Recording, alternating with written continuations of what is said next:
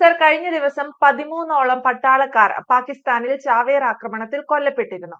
അപ്പോൾ എന്റെ ഒരു ചോദ്യം എന്ന് പറയുന്നത്, നമ്മൾ ഇന്ത്യയിൽ നിന്ന് ഇത്തരത്തിൽ ചാവേറുകളെ അല്ലെങ്കിൽ ഈ പാകിസ്ഥാനിലേക്ക് അയക്കുന്നു എന്ന തരത്തിൽ വരുന്ന വാർത്തകൾ എത്രത്തോളം ശരിയാണ്? നമ്മുടെ ഇതിന് ഏതെങ്കിലും തരത്തിലൊരു നേതൃത്വം നൽകുന്നുണ്ടോ? ഇപ്പൊ അത്തരത്തിൽ ആരോപണമുണ്ട്. ഈ അജ്ഞാതന്റെ പുറകിൽ ഇന്ത്യയാണെന്ന് പറഞ്ഞിട്ടൊരു ആരോപണമുണ്ട്. ഒരു 10-25 കൊല്ലം കൊണ്ട് നിരന്തരമായിട്ട് പാകിസ്ഥാനിൽ നടക്കുന്ന വിഷയങ്ങളുടെ എല്ലാം പുറകിൽ റോയാണെന്ന് പറയുന്നത്.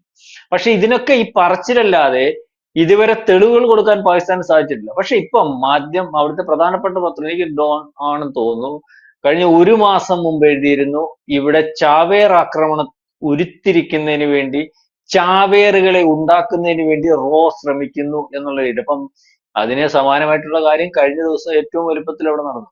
കാരണം ഇത് ഇവിടെ പൂമാരി ചെയ്തിട്ടുള്ളതാണ് നേരത്തെ പാകിസ്ഥാൻ, നമ്മുടെ അറിയാമല്ലോ.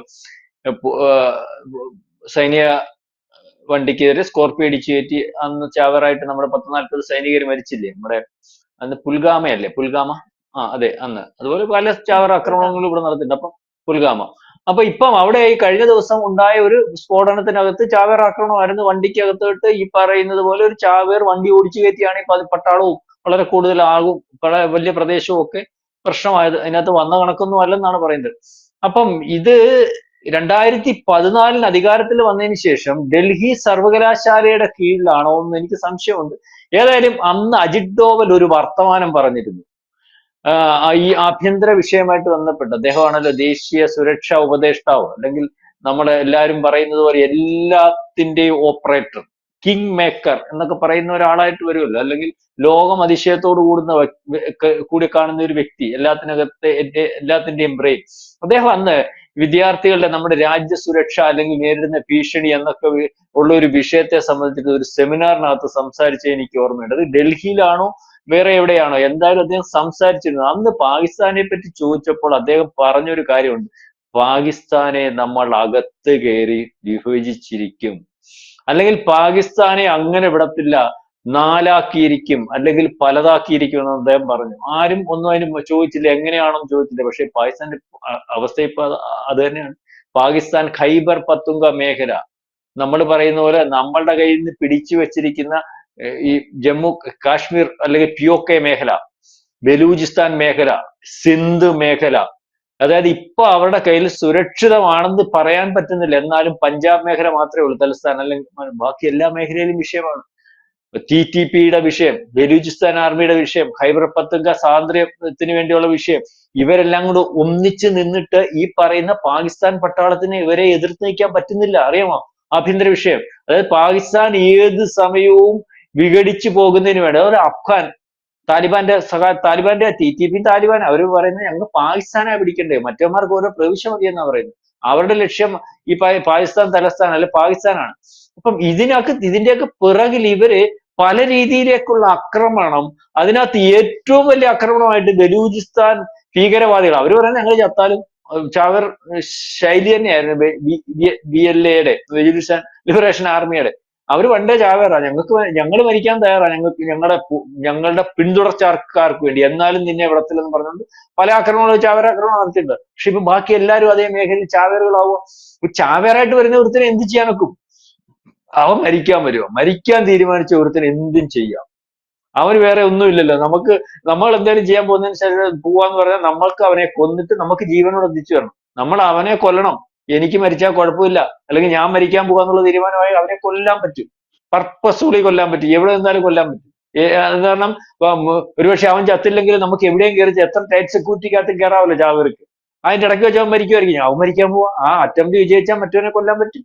അല്ലെങ്കിൽ അവന്റെ പുറകിൽ വീണ്ടും അതേ ചാവേറുകളുണ്ട്, അവന്മാരത് ചെയ്തോളും എന്നുള്ള രീതിയാണ്. അപ്പൊ ഈ ചാവേറുകളെ സൃഷ്ടിക്കുന്നതിനകത്ത് നേരത്തെ അജ്ഞാതന്മാരെ സൃഷ്ടിച്ച് ഇന്ത്യക്ക് വിരുദ്ധമായിട്ട് ലോകത്തുടനീളം നിന്നിട്ടുള്ള ശത്രുക്കളെ തിരഞ്ഞു പിടിച്ച് ആക്രമിക്കുന്നതിന് വേണ്ടി ആയിരുന്നു, അല്ലെങ്കിൽ റോയുടെ കളിയാണ് അതിന്റെ പുറകിലെന്ന് പറഞ്ഞ് ലോകം പറയുമ്പോൾ തെളിവുകളില്ലെങ്കിലും ലോകത്തിനറിയാം ഇതിന്റെ പുറകിൽ മൊസാദിന്റെ കൂട്ട് അതുപോലെ കരുത്തുള്ള ഇന്ത്യയുടെ രഹസ്യാന്വേഷണ സംവിധാനമാണ് റോ പ്രവർത്തിക്കുന്നു.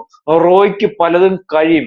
റോയുടെ പ്രവർത്തനത്തിൽ കൂടിയാണ് ഇന്ത്യ ലോകത്ത് പല രാജ്യങ്ങളും ഇന്ത്യക്കെതിരെ വരുമ്പോൾ അവരുടെ ആ സോഫ്റ്റ്വെയർ ഉപയോഗിച്ച് അതിനകത്ത് പ്രശ്നമുണ്ടാക്കി ഇന്ത്യയുടെ ഭാഗമാക്കുന്നത്. അല്ലെങ്കിൽ ഇന്ത്യക്കെതിരെ നിൽക്കുന്ന രാജ്യങ്ങൾക്കകത്ത് വളരെ കൃത്യമായിട്ട് പ്രശ്നങ്ങൾ ഉണ്ടാകുന്നു, ആഭ്യന്തര വിഷയങ്ങൾ ഉണ്ടാകുന്നു. പാകിസ്ഥാനപ്പുറം നമ്മൾ കണ്ടില്ലേ, മാലിദ്വീപിൽ ഉണ്ടായില്ലേ, പല രാജ്യങ്ങളും പരിശോധിക്കുമ്പോൾ, ശ്രീലങ്കയിൽ ഉണ്ടായില്ലേ, പല രാജ്യങ്ങളും പരിശോധിക്കും. പിന്നെ അവസാനം അവരെല്ലാം ഇന്ത്യക്കകത്ത് വരുന്നു. അപ്പൊ ഇന്ത്യയുടെ സോഫ്റ്റ് പവർ, ഹാർഡ് പവർ അല്ലേ ദാറ്റ് സോഫ്റ്റ് പവർ. എങ്ങനെ കാനഡയിൽ എന്താ സംഭവിച്ചത്? ഇന്ത്യക്കെതിരെ നിന്ന് ഇന്ത്യ ട്രൂഡോ എന്തി എങ്ങനെ പോയി, എവിടെ പോയി? രാഷ്ട്രീയ അസ്തമിച്ചില്ലേ? അപ്പൊ ഇത് സംഭവിക്കുന്നുണ്ട്.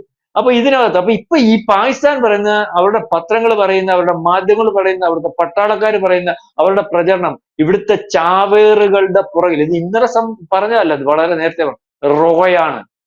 ചാവേറുകൾ അല്ലെങ്കിൽ സൃഷ്ടിക്കുന്ന, അവരെ ഉരുത്തിരിക്കുന്ന റോയാണ്. അതിന്റെ പുറകിൽ റോയാണ്. അതിന്റെ പുറകിലെ ഫണ്ടർ ഇന്ത്യയാണ്. ഈ പറഞ്ഞ TTP-യുടെ, ബലൂചിസ്ഥാൻ ആർമിയുടെ, ഖൈബർ പത്തുങ്ക മേഖലയിൽ ഉള്ള ഖാലിസ്ഥാൻ അല്ല, ഈ അഫ്ഗാൻ തീവ്രവാദികളുടെ പുറകിൽ, അഫ്ഗാൻ പാകിസ്ഥാനെ ആക്രമിക്കാൻ നിൽക്കുന്നതിന്റെ പുറകിൽ, ഇവരുടെ എല്ലാം പുറകിൽ ഇന്ത്യയാണ്, അവന്റെ ഫണ്ടർ ഇന്ത്യയാണ് എന്നുള്ള രീതിയിലേക്ക് പറയുന്നുണ്ട്. ഏതായാലും ഇതിന് വ്യക്തത വരുത്തുന്നതിനും തെളിവ് കൊടുക്കുന്നതിനും നമ്മൾക്ക് സാധിക്കുന്നത് പോലെ പാകിസ്ഥാന് സാധിക്കുന്നില്ല. റോ റോ റോ എന്ന് പറയുന്നു, 15 കൊല്ലം കൊണ്ട് പറഞ്ഞു, ഇപ്പോഴും പറയുന്നു, എപ്പോഴും പറയുന്നു. ഏതായാലും ഇവനെല്ലാം പണി കിട്ടുന്നുണ്ട്. ചാവേറിന്റെ കൂട്ടത്തിലായാലും അജ്ഞാതിന്റെ കൂട്ടത്തിലായാലും ഏത് വിധത്തിലായാലും പാകിസ്ഥാൻ പൊട്ടിത്തെറിച്ചുകൊണ്ടേയിരിക്കുന്നു. അതിന്റെ എല്ലാം കാരണം ഇന്ത്യയാണെന്ന് പറയുന്നതല്ലാതെ ഒരു തെളിവും അവരുടെ കയ്യിൽ ഇല്ലതാണ്.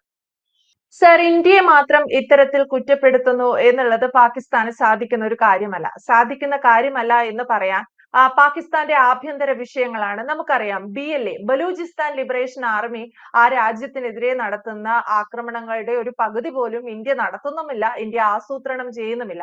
അപ്പോൾ BLA ആയിരിക്കില്ലേ ഇത്തരത്തിൽ, അല്ലെങ്കിൽ BLA പോലെയുള്ള മറ്റ് സംഘടനകളാവാൻ വഴിയില്ലേ ഇത്തരത്തിൽ പാകിസ്ഥാൻ പട്ടാളക്കാർക്കെതിരെ വലിയ ആക്രമണങ്ങൾ നടത്തുന്നത്? അവര് ഈ പറയുമ്പം ബലൂചിസ്ഥാൻ ആർമി എന്ന് പറഞ്ഞാൽ അവരെ പിടിച്ചെടുത്ത 48 കൂട്ടുണ്ട്. പലരെ ആ ബലൂചിസ്ഥാൻ ആർമി മരിച്ചു കിടക്കുമല്ലായിരുന്നു. അവര് പറയുന്നതിന് നമുക്കകത്ത്, ഞാൻ പാകിസ്ഥാന്റെ ഭാഗമായിട്ട് നിന്ന് സംസാരിക്കുന്നില്ല, അവര് പറയുന്നത് 2014 ശേഷമാണ് ഇതിനൊക്കെ കൊമ്പൊക്കെ മുളച്ചത്. കൊമ്പും കയ്യും കാലും നഖവും ദ്രംഷ്ടങ്ങളും ഒക്കെ ഉണ്ടായി. ഇപ്പൊ വളരെ വലിയ വൃത്തിയായിട്ട് പട്ടാളമുണ്ട്, സൈന്യമുണ്ട്, തോക്കുണ്ട്, ഉണ്ടയുണ്ട്, പട്ടാളക്കാർക്ക് വലിയ ബലമുണ്ട്. അവര് പറയുന്നത് ഇതുവരെ ഇവിടെ എവിടെയായിരുന്നടാ ഇതൊക്കെ? ഇവർക്ക് എവിടെ ഇരുന്നു? അതിനു മുമ്പും ബലൂചിസ്ഥാൻ ആർമി ഇവിടെ ഇല്ലായിരുന്നോ?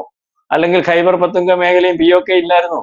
അവിടൊക്കെ ഇതേപോലെയുള്ള സ്വാതന്ത്ര്യ സമരവുമായിട്ട് ബന്ധപ്പെട്ട് നിൽക്കുന്ന ആൾക്കാരുണ്ടായിരുന്നല്ലോ. ഇവർക്കൊക്കെ എവിടുന്ന് ഇപ്പം എനർജി വന്നു, ശക്തി വന്നു, സൈനിക ബലം വന്നു, അല്ലെങ്കിൽ അവരുടെ ഭാഗമായിട്ട് നിൽക്കുന്ന സ്വാതന്ത്ര്യ സമര പോരാളികൾക്ക് ഗറില്ല യുദ്ധമുറയ്ക്കകത്ത് ഇത്രയും ട്രെയിനിങ് എവിടുന്ന് കിട്ടി? അപ്പൊ അതാ അവര് പറയുന്നത്. എവിടുന്ന് കിട്ടിയെന്ന് ചോദിച്ചാൽ അവർക്കറിയത്തില്ല. എങ്ങാണ്ടൊന്നൊക്കെ കിട്ടുന്നെന്നാ അവര് പറയുന്നത്. ചിലപ്പോ ഈ ആരെങ്കിലും അനുഗ്രഹിക്കുന്നത് ദൈവം തമ്പുരാൻ അനുഗ്രഹിക്കത്തില്ല, ചില ആൾക്കാരെ നമ്മൾ പറയത്തില്ല, അവൻ ഞങ്ങൾ അനുഗ്രഹിച്ചു എങ്ങനെ കിടന്നവനാ എന്ന് പറഞ്ഞാണ്. ഇപ്പൊ പാകിസ്ഥാന് ഇതൊക്കെ നമ്മളാന്നാ വിചാരിക്കുന്നത്, ഇന്ത്യ ആണെന്നാണ് അവർ ധരിക്കുന്നത്. പക്ഷെ അവർക്ക് ഒരു തെളിവില്ല. പക്ഷെ നമ്മൾ നോക്കുമ്പോഴും ശരിയാ, ഇതുവരെ ഇല്ലാത്ത ഒരു ബലവും ശക്തിയും അല്ലെങ്കിൽ ഒക്കെ ഇതൊക്കെ ഉരുത്തിരിഞ്ഞ് വരുന്നു. എന്താണ് ഇതിന്റെയൊക്കെ പുറകില്? അതുപോലെ തന്നെ 2021 തോന്നുന്നു അഫ്ഗാൻ എന്ന് പറയുന്ന രാജ്യം വന്നു. അന്നേരം പാകിസ്ഥാൻ കൊച്ചാട്ട എന്ന് വിളിച്ച് അവിടെ തന്നെ ആ കൊച്ചാട്ടൻ ഇപ്പൊ ആണെങ്കിൽ യുവമാരെ തലക്കടിക്കാൻ നിൽക്കും, അറിയാം. ആ കൊച്ചാട്ടം വടിയായിട്ട് ഇവന്മാരെ അടിക്കാൻ നിൽക്കുക. അതെന്തൊരു മന്ത്രവാദമാണെന്നാ പാകിസ്ഥാൻ ചോദിക്കുന്നത്. അവന്മാര് ലോകത്തിലെ ഏറ്റവും വലിയ ഭീകര മുസ്ലിം അല്ലെങ്കിൽ മതമൗല്യവാദത്തിന്റെ അപ്പോസ്തലന്മാർ, ഒരു രീതിയിലും ആരുമായിട്ടും അഡ്ജസ്റ്റ് ചെയ്യാത്തവന്മാർ. താലിബാൻ എന്ന് പറഞ്ഞാൽ, അല്ലെങ്കിൽ താലിബാനെ പറ്റി അറിയാമല്ലോ, ആ മതമൂല്യവാദികള്, അതായത് യഥാർത്ഥത്തിൽ ഭീകരവാദികൾ ഒരു രാജ്യം ഭരിക്കുന്നു എന്ന് വേണമെങ്കിൽ പറയാം. നമ്മൾ പറയുമ്പോ ആ ഭീകരവാദികൾ ഇന്ത്യയായിട്ട് തയ്യപ്പ, എന്നിട്ട് പറയാം പാകിസ്ഥാനെ അടിക്കാൻ ചെല്ലും. പാകിസ്ഥാൻ അന്ന് പറഞ്ഞാൽ ഇവരുടെ കൈക്ക് പിടിച്ചിട്ട് നമുക്ക് രണ്ടുപേർക്കും കൂടെ ഒന്നിച്ച് ഇന്ത്യ അടിക്കുകയാണ്. ഇപ്പം ഇന്ത്യയുടെ കൂടെ നിന്നിട്ട് അടിക്കുക. അപ്പൊ ഇതേ രീതിയിലേക്കുള്ള കാര്യങ്ങൾ വരുമ്പോൾ ഒരുപക്ഷെ ഇന്ത്യയാണോ ഇന്ത്യ അല്ലയോ എന്നുള്ളതിനെ പറ്റി നമുക്കറിയത്തില്ല. ഇന്ത്യ അല്ലെന്ന് ഇന്ത്യ പറയുന്നു, പാകിസ്ഥാൻ പറയുന്നത് ഇന്ത്യ തന്നെയാ. ഞങ്ങളുടെ അനുഭവം വെച്ച് പറയുക, ഇതുവരെ ഇവർക്ക് ഈ ശക്തിയൊന്നും ഇല്ലായിരുന്നു എന്ന് പറയുന്നു. അതാണ്, അതുകൊണ്ടായി പറയുന്നത് ഇപ്പൊ ആത്മഹത്യാ സ്ക്വാഡിന്റെ പുറകിലും റോയാണ്, ഇന്ത്യയാണ്. ഈ പറയുന്ന പഴയ സെമിനാറിൽ ദോവല് പറഞ്ഞ അതേ വാക്കുകളാണ് അവർക്കിപ്പം അല്ലെങ്കിൽ അവരിപ്പം ഓർത്തുകൊണ്ടിരിക്കുന്നത്, അല്ലെങ്കിൽ അവർ ഉദ്ധരിച്ചുകൊണ്ടിരിക്കുന്നത്. എന്തായാലും പാകിസ്ഥാൻ ഇത്തരത്തിൽ ഇന്ത്യയാണ് അവിടെ നടക്കുന്ന ചാവേർ ആക്രമണങ്ങളിൽ അല്ലെങ്കിൽ അജ്ഞാതർ നിരന്തരം നടത്തുന്ന ആക്രമണങ്ങളിലൊക്കെ ബ്ലെയിം ചെയ്യുന്നത് എന്നുള്ളതാണ്. 13ഓളം പട്ടാളക്കാരാണ് ഒറ്റയടിക്ക് കഴിഞ്ഞ ദിവസം ചാവേർ ആക്രമണത്തിൽ കൊല്ലപ്പെട്ടത്. അപ്പോൾ പാകിസ്ഥാനെ സംബന്ധിച്ചിടത്തോളം കയ്യും കെട്ടി നോക്കി നിൽക്കാൻ സാധിക്കില്ല. റോയെയാണ് പാകിസ്ഥാൻ ഇതിലൊക്കെ ബ്ലെയിം ചെയ്യുന്നത്, കുറ്റപ്പെടുത്തുന്നത്. അപ്പോൾ ഇന്ത്യ ഇത്തരത്തിലുള്ള ആരോപണങ്ങളൊന്നും ശരിവച്ചിട്ടില്ല, അല്ലെങ്കിൽ ഇത്തരത്തിൽ ഇന്ത്യ ഒരു നീക്കം നടത്തുന്നുണ്ട് എന്ന തരത്തിൽ എവിടെ നിന്നും ഒരു സൂചനയുമില്ല. പക്ഷേ പാകിസ്ഥാൻ ഇപ്പോഴും ഇന്ത്യയെ ഭയക്കുന്നു എന്നാണ് അവരുടെ നിരന്തരം പുറത്തുവരുന്ന ഇത്തരം പ്രസ്താവനകളിൽ നിന്നൊക്കെ മനസ്സിലാകുന്നത്. വ്യക്തമാണ്. Thank you Prashant sir.